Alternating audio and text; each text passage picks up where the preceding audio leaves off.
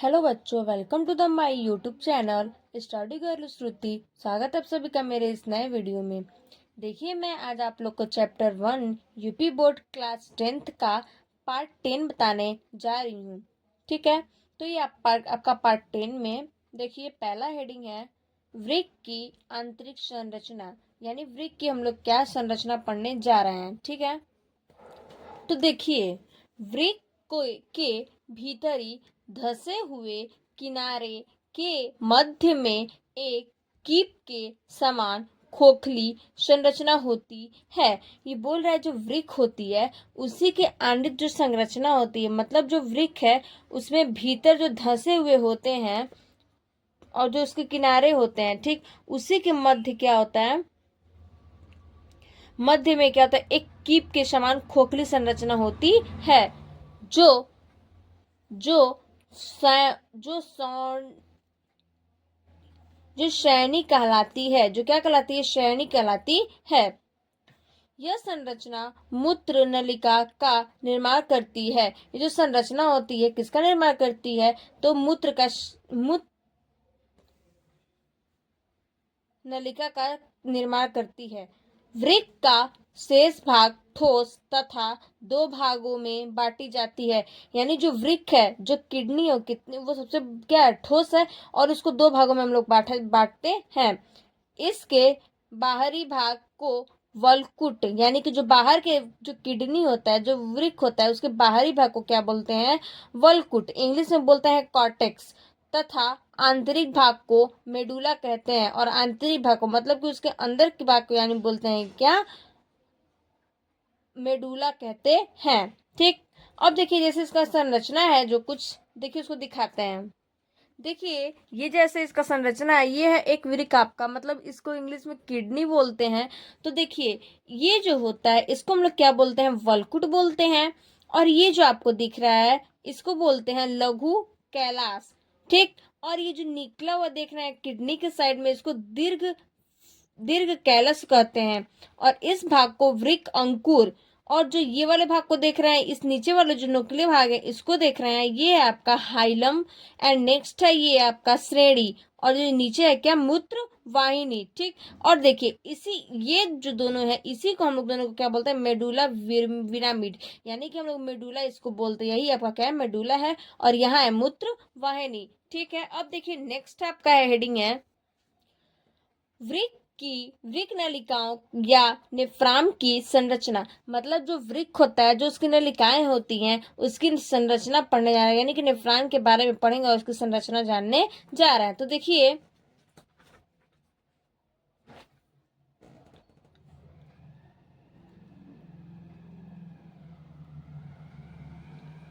प्रत्येक वृक्क के लगभग 8 से 12 लाख महीन लंबा तथा कुंडलित नेफ्रॉन होता है।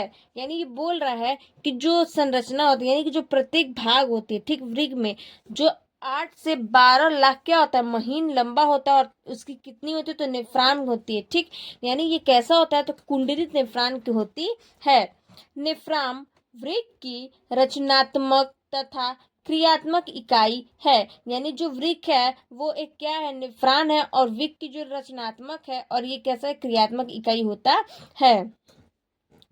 ये संयोजी ऊतक रुधिर वाहिनियों तथा पेशीय तंतु में दबे तथा फंसे हुए होते हैं। ये बोल रहा है कि जो संयोजी ऊतक होता है और जो रुधिर वाहिनी, यानी कि जो ब्लड होता है, जो रुधिर होता है, उसी के जो पेशी तंतु है उसमें क्या होते हैं, दबे हुए रहते हैं और धंसे हुए यानी फंसे हुए रहते हैं। उसमें दबे और क्या रहते हैं, फंसे हुए रहते हैं। प्रत्येक नेफ्रॉन में निम्नलिखित संरचनाएं होती हैं। जो प्रत्येक यानी कि जो और भी नेफ्रॉन होते हैं उसके बहुत सारे क्या है, संरचनाएं हैं, और बहुत सारे इसके क्या है, प्रकार हैं। तो देखिए, चलिए नेक्स्ट देखते हैं टॉपिक में क्या है। तो देखिए उसमें कई भाग हैं, जिसमें से पहला आपका क्या है भाग, जिसको बोलेंगे हम लोग क्या, बोमेन संपुट। ठीक, तो बोमेन संपुट किसको कहते हैं, देखिए प्रत्येक नेफ्रॉन में दोहरी कला प्याले नुमा बोमेन संपुट होती है। बोल रहा है जो प्रत्येक नेफ्रॉन होती है, ठीक, उसमें जो दोहरी कला है उसके प्याले नुमा क्या है, वोमेन संपुट होती है, जिसमें वोमेन संपुट का बाहरी स्तर चपटी, सल्की, उपकला तथा आंतरिक स्तर विशेष प्रकार की चपटी कोशिकाओं सोडोसाइटस से बना होता है। ये बोल रहा है जो वोमेन संपुट है इसकी जो बाहर की जो सतह है, ठीक, वो कैसी होती है, चपटी और हल्का सा कैसा होता है, वो उपकला की तरह होता है। और उसकी आंतरिक जो अस्तर है यानी विशेष प्रकार की होती है वो चपटी होती है और कोशिकाएं होती है, ठीक।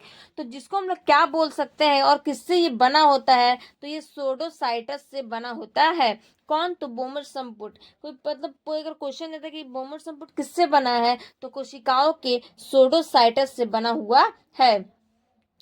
जो उसकी उपकला कैसी होती है, आंतरिक, और जो हल्की बाहरी चपटी होती है, ठीक है। अब देखिए नेक्स्ट आपका हेडिंग है क्या, केशिका गुच्छ। केशिका गुच्छ क्या होता है, तो देखिए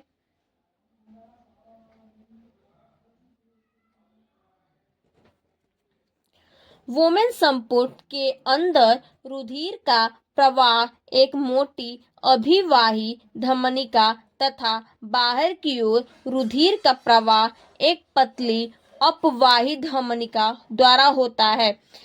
ये जो केशिका गुच्छ होता है, ठीक, तो वो जो वोमेन संपुट होता है उसी के अंदर जो रुधिर का प्रवाह करते हैं उसी के एक मोटी अभिवाही धमनिका होती है जो बाहर की ओर क्या करता है, रुधिर का प्रवाह और पतली अपवाह धमिका द्वारा होती है। यानी कि ये जो वोमेन संपुट है ये अंदर की तरफ होता है प्रवाह और एक ये मोटी, ठीक। उसके बाद ये जो अभिवाही धमनिका होती है ये बाहर की ओर रुधिर जो है यानी जो ब्लड होता है, रुधिर वो क्या करता है, प्रवाह करता है, जो एक पतली होती है नली हम लोग की, और अपवाही धमनिका द्वारा होता है, यानी जो पतली होती है वो अपवाही धमनिका द्वारा होता है।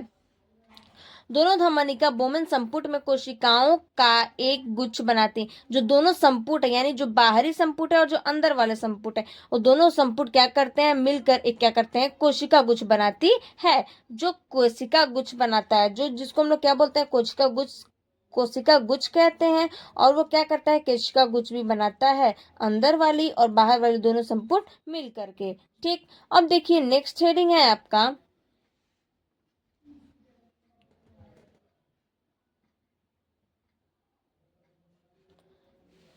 नेक्स्ट हेडिंग है वृक्क की मूत्र निर्माण की क्रिया विधि। बोल रहा है जो वृक्क में मूत्र निर्माण होता है उसकी क्रिया विधि क्या है, तो देखिए पहला है क्या, परानिस्यंदन। परानिस्यंदन क्या है,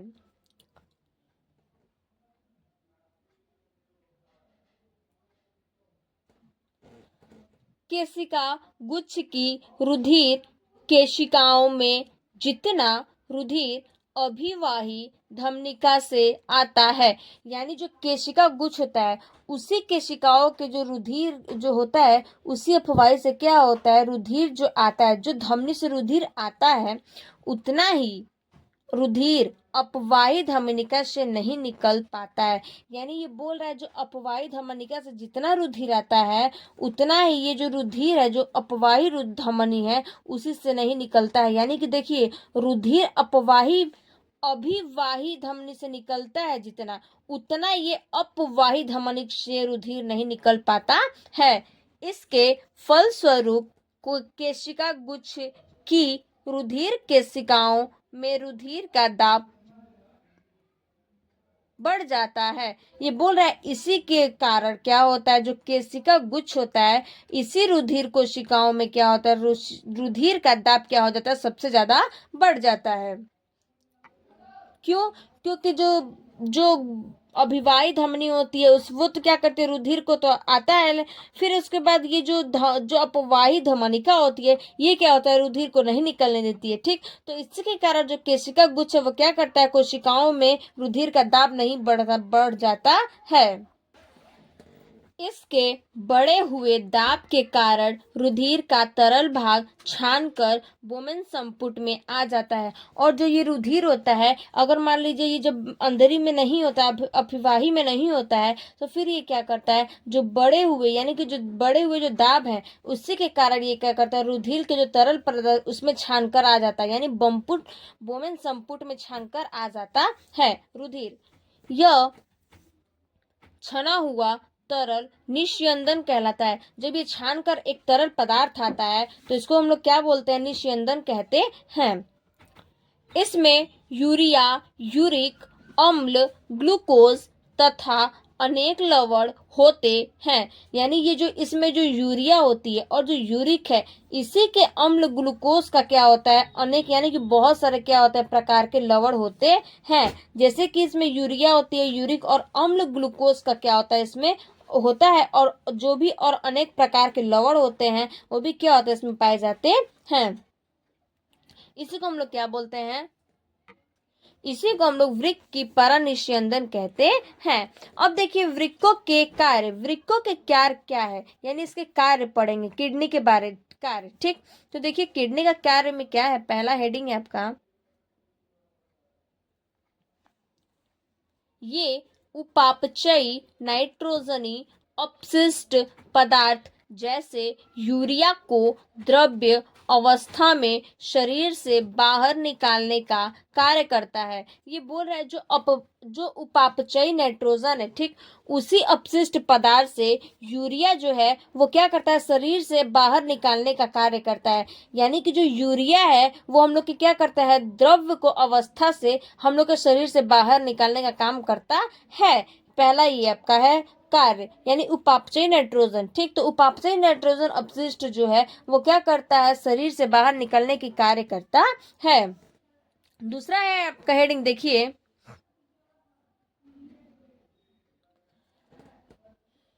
वृक्क अतिरिक्त पोषक पदार्थों का उत्तक द्रव में निष्कासन करता है।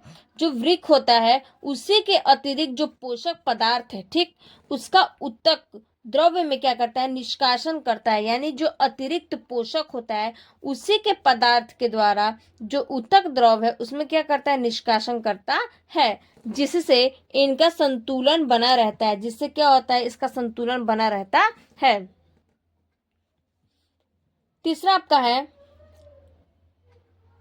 भ्रूणीय अवस्था में वृक्क आरबीसी का निर्माण करते हैं। जो भ्रूणीय अवस्था होता है उसमें क्या होता है, जो वृक्क है उसी में आरबीसी का क्या होता है, निर्माण होता है। यानी जो भ्रूणीय अवस्था है उसमें आरबीसी का निर्माण होता है। ये कहता है आपका वृक्कों के कार्य। अब देखिए नेक्स्ट हेडिंग है आपका, अब हम लोग पढ़ेंगे क्या, मानव में अन्य उत्सर्जी अंग। यानी अब मानव में पढ़ेंगे उत्सर्जी अंग क्या क्या है और कैसे कैसे है। ठीक, तो पहला आपका हेडिंग है क्या, त्वचा। त्वचा क्या है, देखिए त्वचा हम लोग किसको बोलते हैं, त्वचा में मनुष्य तथा अन्य स्तनियों में त्वचा पर उपकेंद्र श्वेत ग्रंथियां होती हैं। ये जो त्वचा होती है मनुष्य के क्या होते हैं, जो अन्य स्तनियां होती हैं उसी की उपकेंद्र श्वेत के में क्या होती है, इसकी ग्रंथि होती है। यानी कि उपकेंद्र श्वेत में इसकी ग्रंथि होती है त्वचा की,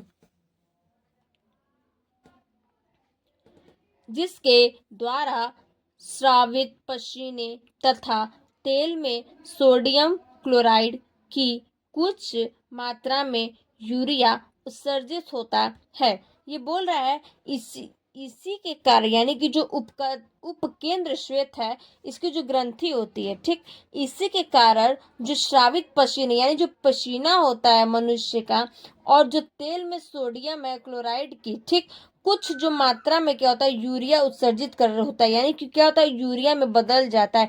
जो तेल का चीज होता है वो सोडियम क्लोराइड से कुछ मात्रा में यूरिया उत्सर्जित यानी यूरिया में क्या होता है, बदल जाता है। इसी को हम लोग क्या बोलते हैं, त्वचा कहते हैं। अब नेक्स्ट है आपका यकृत। यकृत क्या होता है, देखिए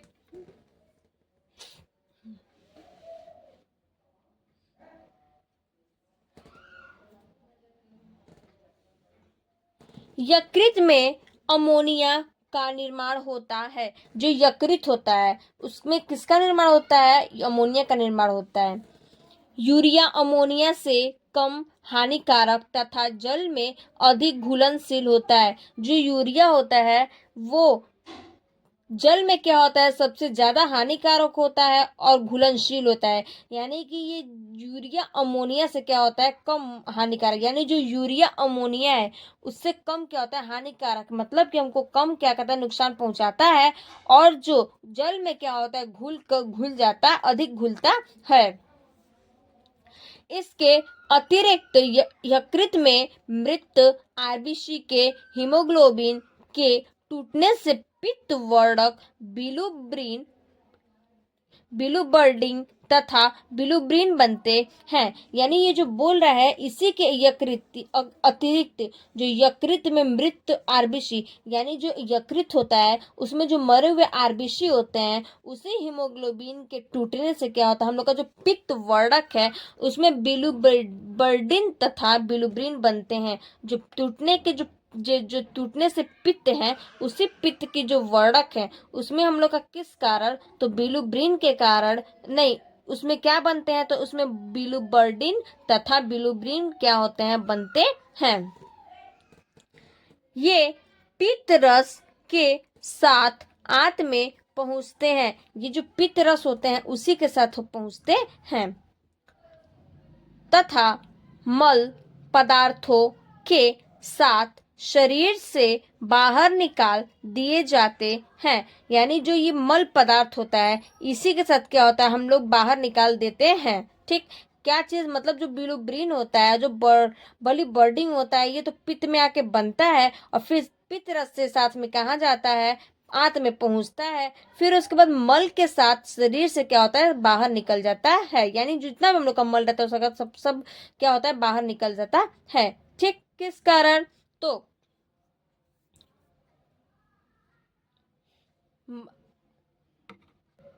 यकृत के। ठीक, अब नेक्स्ट हेडिंग है, देखिए फेफड़ा। फेफड़ा क्या है?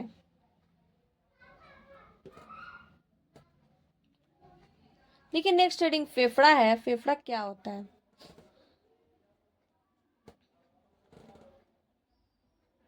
फेफड़ा को हम लोग इंग्लिश में बोलते हैं क्या? लंग्स। देखिए पाचन शरीर के कोशिकाओं में कार्बोहाइड्रेट से बनी कार्बन डाइऑक्साइड में उत्सर्जित पदार्थ है जी की जो निह श्वसन के द्वारा शरीर से बाहर निकाल दिया जाता है। जो फेफड़ा होता है यानी जो लंग्स होता है वो पाचन शरीर के क्या होता है? कोशिकाओं में कार्बोहाइड्रेट से बनी होती है और कार्बन डाइऑक्साइड से उत्सर्जित पदार्थ है। यानी जो कार्बन डाइऑक्साइड है उसी की क्या है? ये उत्सर्जित पदार्थ है। और कार्बोहाइड्रेट की क्या है? पाचन शरीर के कोशिकाओं में कार्बोहाइड्रेट से बनी होती है कि जो निःश्वसन के द्वारा शरीर से बाहर निकाल, यानी हम लोग का जो शरीर से क्या होता है तुरंत वो क्या होता है? बाहर, उसी के द्वारा क्या होता है? ये जो कार्बन डाइऑक्साइड और जो कार्बोहाइड्रेट से बनी है इसी के कारण फिर उत्सर्जित तो पदार्थ होता है और फिर इसके कारण क्या होता है? श्वसन के द्वारा, यानी जो हम लोग जब सांस लेते हैं इसी के द्वारा क्या होता है? शरीर से क्या होता है? बाहर निकल जाता है। लंग्स से हम लोग क्या करते हैं? फेफड़े से सांस लेते हैं। ठीक, तो फेफड़ा बस यही है कि जो पाचन शरीर के कोशिकाओं में कार्बोहाइड्रेट से बनी, यानी कार्बोहाइड्रेट से बनी और कार्बन डाइऑक्साइड से उत्सर्जित जो पदार्थ है वो हम लोग क्या करते हैं? श्वसन के कारण, मतलब कि सांस जो लेते हैं उसी के कारण क्या होता है? शरीर से बाहर निकल जाता है। ठीक है, अब नेक्स्ट हेडिंग हम लोग पढ़ेंगे, यानी चौथा हेडिंग पढ़ेंगे आंत। आंत क्या होता है? देखिए आंत क्या है? पाचन क्रिया के बाद पचे अपच भोज्य पदार्थ मल के साथ शरीर से बाहर निकाल दिए जाते हैं। यानी जो पाचन क्रिया होती है उसी के बाद जो हम लोग का अपच भोज्य पदार्थ है, मतलब कि जो हम लोग भोजन को जो भोजन को हम लोग पचा नहीं पाते उसको क्या बोलते हैं? अपच भोज्य। ठीक, तो वो भोजन को हम लोग जब पचा नहीं पाते हैं तो क्या करते हैं? मल के ही साथ वो हम लोग क्या करते हैं? शरीर से बाहर निकाल देते हैं। अतः आंत को भी अन्य उत्सर्जी अंगों की श्रेणी में रखा गया है। जो आंत होता है उसी के उत्सर्जी अंग में क्या होता है, श्रेणी में इसको रखा जाता है।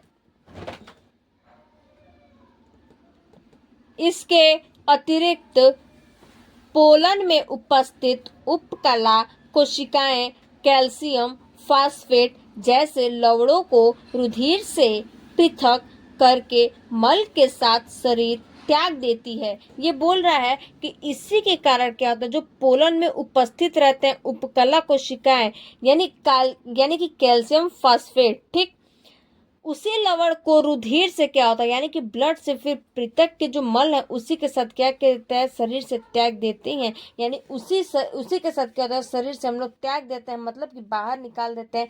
जैसे कि आत ये बोल रहा है कि जो पाचन क्रिया हम लोग नहीं पच पाता है उसको हम लोग अपच भोज्य कहते हैं। और वो फिर क्या होता है, वो जो अपच भोज्य है वो हम लोग मल के साथ बाहर निकाल देते हैं और इसी जो आंत के उत्सर्जी अंग है उसी श्रेणी में रखा जाता है। ठीक, उसके बाद जो कैल्शियम फास्फेट है उसी लवण से रुधिर का क्या होता है, पृथक करके मल के साथ, यानी कि जो रुधिर है जो ब्लड है उसी को हम लोग पृथक करके फिर क्या करते हैं, मल के साथ शरीर से त्याग देते हैं, मतलब कि मल के साथ क्या करते हैं, शरीर से बाहर निकाल देते हैं। अब आपका नेक्स्ट हेडिंग है कृत्रिम वृक्क, यानी उसको हम लोग बोल सकते हैं रुधिर अपवहन। यानी कि मान लीजिए रुधिर अपवहन या कृत्रिम वृक्क क्या है, तो देखिए, तो आपका हेडिंग है कृत्रिम वृक्क और रुधिर अपवहन। देखिए, उत्तरजीविका के लिए वृक्क जैव अंग है। जो उत्तरजीविका होती है उसके लिए जो वृक्क है वो क्या है, एक जैव अंग है। कई कारक जैसे संक्रामण आघात या वृक्क में सीमित रुधिर प्रवाह वृक्क की क्रियाशील को कम कर देता है। यानी कि कई जो कारण होते हैं, यानी कई कारक क्या होता है, जो संक्रमण आघात होते हैं या जो वृक्क है, ठीक, उसी के समीप रुधिर प्रवाह क्या करती है, वृक्क की क्रियाशील को कम कर देती है। इससे शरीर में विषैले अपशिष्ट पदार्थ संचित रह जाती है। यानी जो इसी के कारण क्या होता है, जो विषैले अपशिष्ट पदार्थ होते हैं वो क्या होते हैं, संचित रह जाते हैं।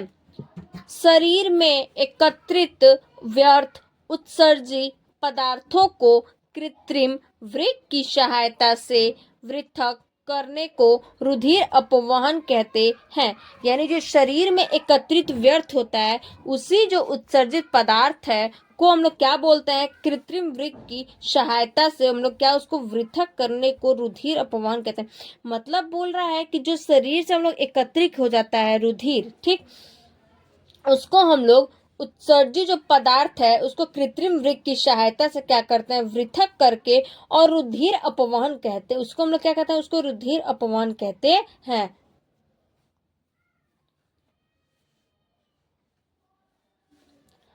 अपवहन मशीन को कृत्रिम वृक्क कहते हैं। अपवहन मशीन को हम लोग क्या कहते हैं, कृत्रिम वृक्क कहते हैं।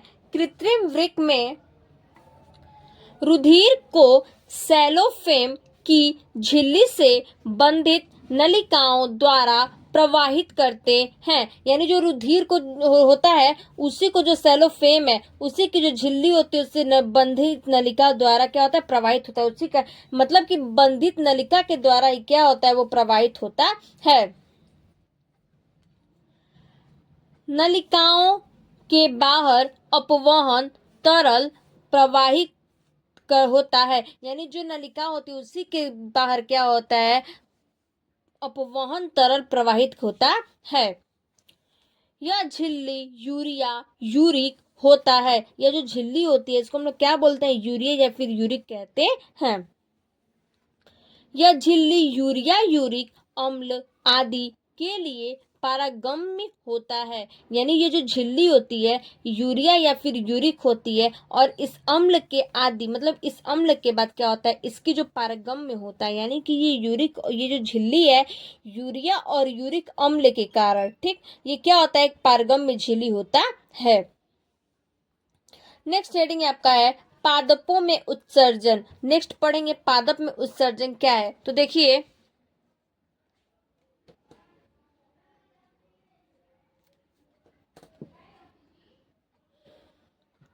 प्राणियों की भांति पादप भी अपशिष्ट उत्पादों का उत्सर्जन करते हैं। यानी जो प्राणी की भांति, यानी कि जो प्राणी होते हैं, पादप उत्सर्जन है तो उसके जो प्राणी होते हैं उसी के जो भांति जो पादप, यानी कि कई प्रकार के जो पौधे होते हैं जो पादप में आते हैं, उसी अपशिष्ट पदार्थों के कारण क्या होता है, उत्सर्जन करते हैं, यानी उत्पादों के कारण उत्सर्जन करते हैं। पादपों में अपशिष्ट पदार्थों का उत्सर्जन निम्न प्रकार से होता है। जो ये पादप में उत्सर्जन होता है उसके कई प्रकार हैं, यानी बहुत सारे क्या होते हैं प्रकार से ये उत्सर्जन करते हैं। जिसमें पहला आपका है क्या हेडिंग, गैसीय अपशिष्ट उत्पाद। गैसीय अपशिष्ट उत्पाद क्या है, देखिए।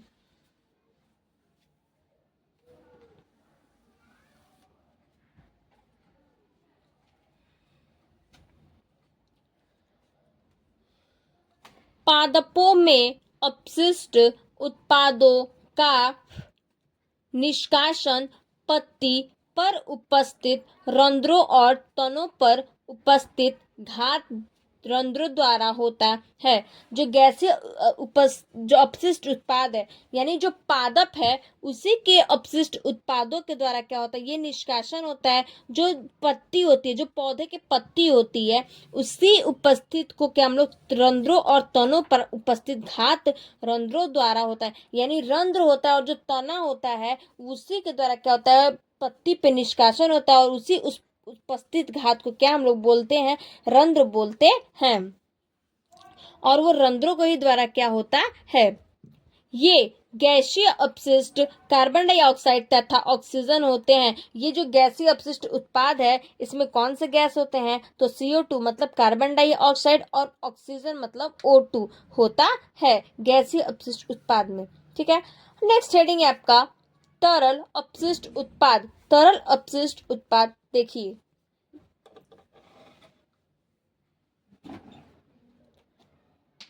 पादपों में श्वसन के दौरान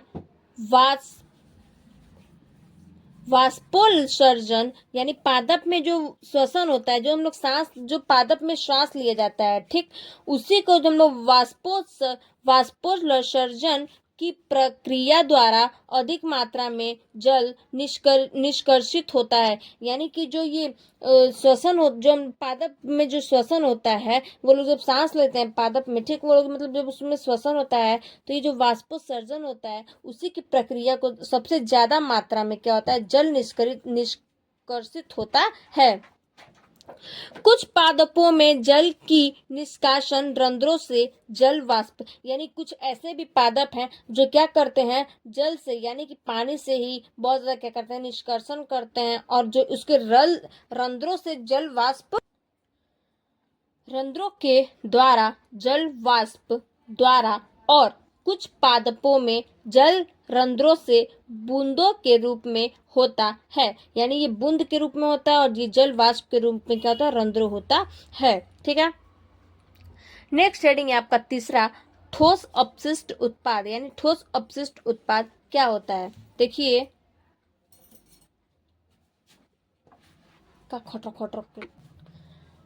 तीसरा हेडिंग है ठोस अपशिष्ट उत्पाद। ठोस अपशिष्ट उत्पाद क्या है देखते हैं, फिर उसके बाद हम लोग पढ़ेंगे उपयोग, यानी पादप के जितने भी अपशिष्ट पदार्थ हैं, जितने भी उसके उपयोग हैं उसके बारे में पढ़ेंगे। तो देखिए, ठोस अपशिष्ट उत्पाद क्या होता है। कुछ अपशिष्ट उत्पाद पौधों से गिरने वाली वृक्ष की छाल में भी संचित रहते हैं। यानी ऐसे कुछ ठोस पदार्थ हैं जो पौधे से क्या होते हैं, उस वृक्ष की जो छाल होती है वो गिरने से क्या होते हैं, संचित रहते हैं, मतलब बच जाते हैं।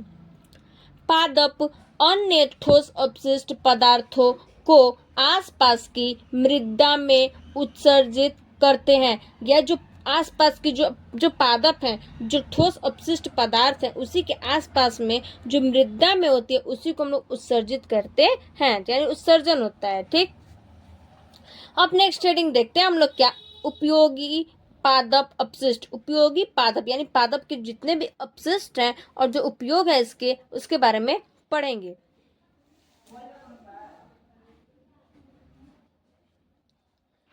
तो इसमें पहला है आपका पादपों द्वारा आवश्यक तेलों का उत्सर्जन जैसे चंदन का तेल, जैतून का तेल इत्यादि। जैसे कि पादप में ऐसे भी कुछ उत्सर्जन करते हैं तेल के कारण, तो कौन कौन सा तेल, जैसे मान लीजिए चंदन का तेल हुआ या फिर जैतून का तेल हुआ, उसी के उपयोग में लाया जाता है, यानी जो पादप होता है उसी के उपयोग में आता है।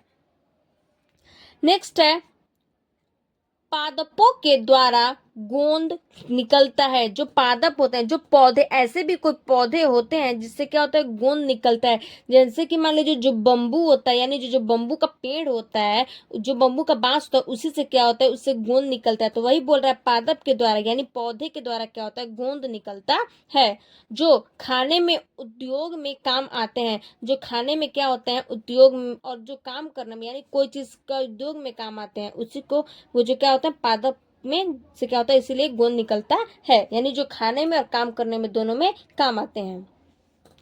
नेक्स्ट है तीसरा हेडिंग, रबड़ पादप से प्राकृतिक रबड़ प्राप्त किया जाता है। जो रबड़ होता है उसी के पादप से क्या होता है, जो प्राकृतिक रबड़ होता है उससे क्या होता है, प्राप्त करते हैं, जिसका उपयोग टायर उद्योग, गुब्बारे, डॉक्टर के दस्ताने आदि बनने में किया जाता है। यानी जो पादप से होते हैं, जो रबड़ होता है वो भी पौधे से प्राकृतिक करता है, और जो रबड़ प्राप्त किया जाता है, मतलब पौधों से रबड़ भी क्या होता है, प्राप्त किया जाता है, जिसका उपयोग हम लोग किससे करते हैं, टायर हुआ, गुब्बारे हुए, यानी गुब्बारे, डॉक्टर के दस्ताने, जो डॉक्टर के जो दस्ताना होता है गुब्बारे की मतलब होते हैं, तो जो डॉक्टर का दस्ताना उसको बोल रहा है, उसी को क्या करता है, गुब्बारे, डॉक्टर के दस्ताने, ये सब बनाने में क्या करता है, काम आता है। पादप मतलब कि पौधे, पौधे क्या क्या करते हैं, तो गोंद भी द्वारा, मतलब पौधे के द्वारा गोंद भी निकलता है, फिर उसके द्वारा क्या होता है, तेल भी आते हैं, और फिर रबड़ भी होते हैं, और गुब्बारे भी क्या होते हैं, सब किसके द्वारा, तो पादप के द्वारा, मतलब कि पौधे के द्वारा आते हैं। रेजनीन का उपयोग वर्निश बनाने में किया जाता है। जो रेजनीन का उपयोग होता है उसी के कारण क्या होता है, वर्निश का भी इसमें बनाने का क्या होता है, उपयोग किया जाता है। ठीक है, तो ये आपका क्या था, पादप के कुछ कारण थे, और ये आपका चैप्टर खत्म, चैप्टर 1। अब नेक्स्ट हम लोग पढ़ेंगे नेक्स्ट वीडियो में, यानी नेक्स्ट चैप्टर पढ़ेंगे चैप्टर 2, समन्वय, नियंत्रण और समन्वय। ठीक है, तब तक के लिए धन्यवाद।